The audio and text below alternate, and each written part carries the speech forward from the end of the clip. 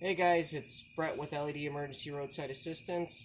So today's video, I'm going to show you guys how to coat the inside of square tubing. I've been looking on YouTube to try to find something.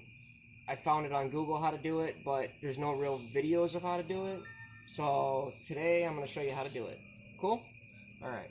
So stuff that you're going to need is knife. You're going to need either an old toilet brush or a new one. This is definitely not used in the toilet.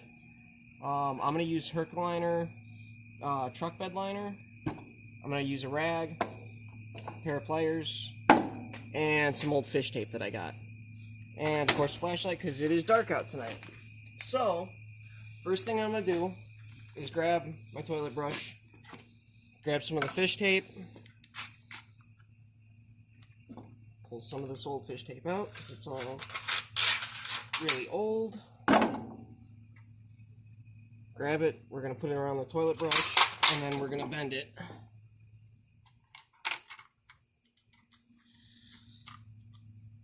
Just bend the end of the line, about a 45, just so it has something to grip onto. These are the two square tubes that we're going to be doing.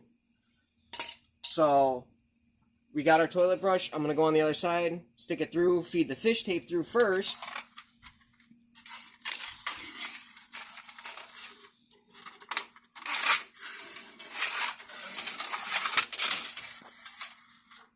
Okay, that's through on the other side.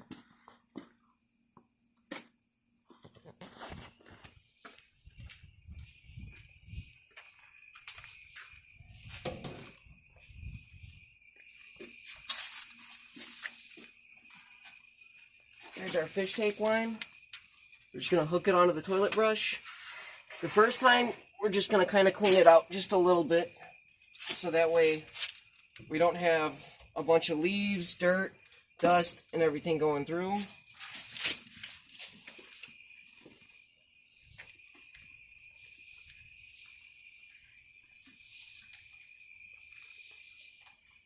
Come back to this side.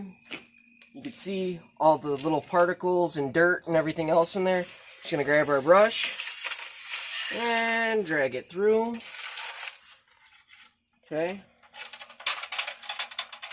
Now that that's done, we're going to refeed our fish tape through all the way to the other side. Get it hooked, and then grab some gloves.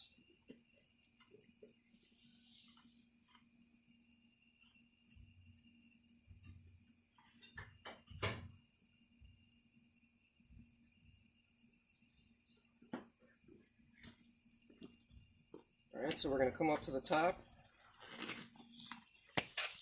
We're going to grab our cloth, grab a box cutter or something, cut it right in the center. Just poke a nice hole through the center of it. Put our toilet brush up and around. My can has already been opened.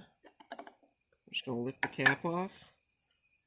We're going to take this over the other side, we're going to dip it, and then run it through the pipe. Now we want to do this at least 2 to 3 times, so that way we can get a pretty decent coating on there. It says do it with a sponge. I don't have a sponge with me. This is the best thing that I'm going to get to it, but we'll show you what it looks like.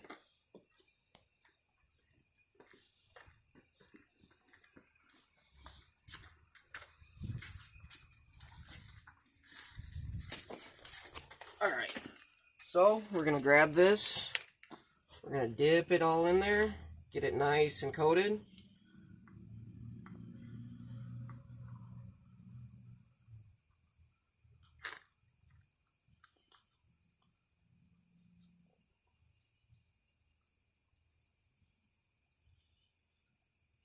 Get that nice coating going all over it.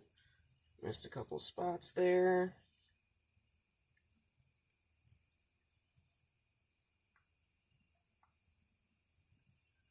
Okay, we're going to hook it and push it through a little bit. You can already see it's already starting to gloop up and everything like that. That's okay. I don't really care about the ground below me. If you don't want to get this stuff everywhere, all you have to do is put down a small towel or something like that underneath, or painter's cloth or a piece of cardboard, something. I don't really care about the driveway. It's not a big deal to me, but this is how I'm doing it. So now that we got that in the pipe, we're going to go back over to the other side. We're going to run it through, come back over here with the brush, feed our line back through, and then just keep dipping it and do it 2-3 times so we can coat the inside of these pipes, because otherwise you'll get all these spider webs and nasty things, and you'll start getting a lot of rust. And if the outside's already coated and we don't have anything on the inside, all we're going to do is rust out our pipes, and within a year or two, they're going to be garbage, they're going to have to be cut off and redone again, because Illinois, we have massive amounts of salt and everything else, and it's pretty bad.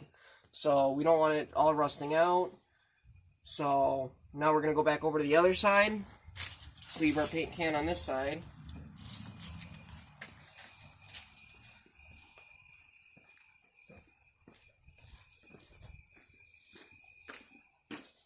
Grab our fish tape and just lightly pull her through.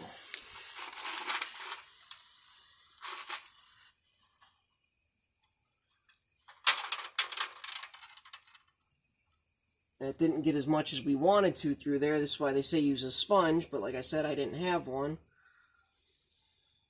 I might have to actually just dip the rag off the stick itself so that way it can soak in and get more paint everywhere. So let's go ahead and feed the fish tape back through.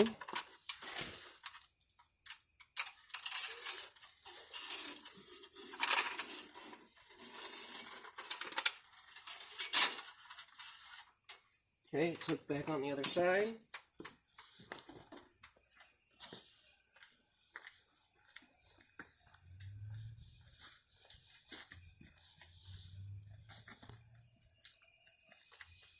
So this, we're just going to dip in here.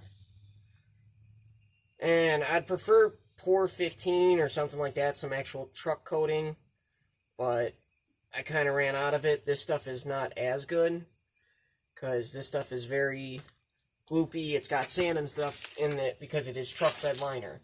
It's not really meant for what I'm using it for, but we got to make do with what we got, especially in these times of COVID and everything like that. So we're just going to put that nice coating in there, and see when you squish it, it just kind of bleeds all that paint and everything through. So you're getting pretty good coating on there. Grab your fish tape again. Hook it back through and shove it in the hole. Trying to avoid as much paint dripping on my parking brake as possible, but if you're just doing this outside of the truck, you really don't have to worry about it.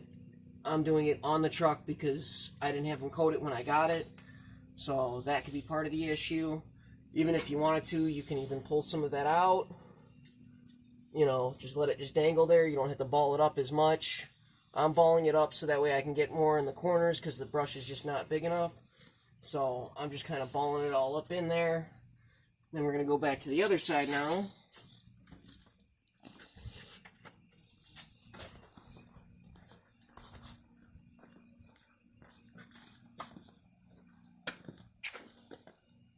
We're going to grab our line and just pull it nice and slow. If you pull it too fast, it's not going to come out the way you want it. We're going to unhook that, grab our brush, and then just pull. Well, you're getting some of it.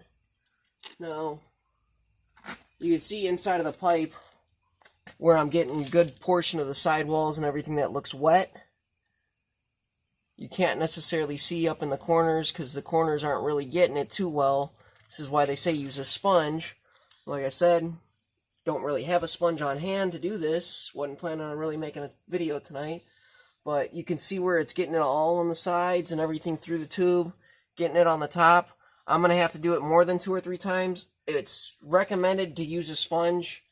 The sponge will absorb more paint. I'm not using paint. I'm using truck bed coating. You can get just regular black cans of paint outside, industrial paint, You know, you can go and get like Rust-Oleum or something like that. Do the same thing and you'll get better results, because I'm using truck bed liner. Unfortunately, I'm not going to get the best results what I want, but I'm still at least coating 90% of the pipe, so I don't have as much surface rust as I do on this one. Because this is what they look like beforehand, where they got a bunch of surface rust and things like that.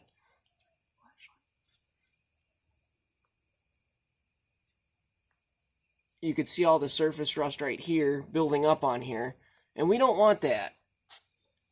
So we're going to coat the inside of the pipes so that way they look like that, where you got a nice big black smudge of paint all over it. And you really want to coat the insides of these, because like I said, in the state of Illinois, you're going to have a lot of rust and things like that, and you don't want it anywhere up north where they use salt on the roads, or, you know, Midwest, anywhere where they got salt on the roads during wintertime, when you get a lot of snow, ice, things like that.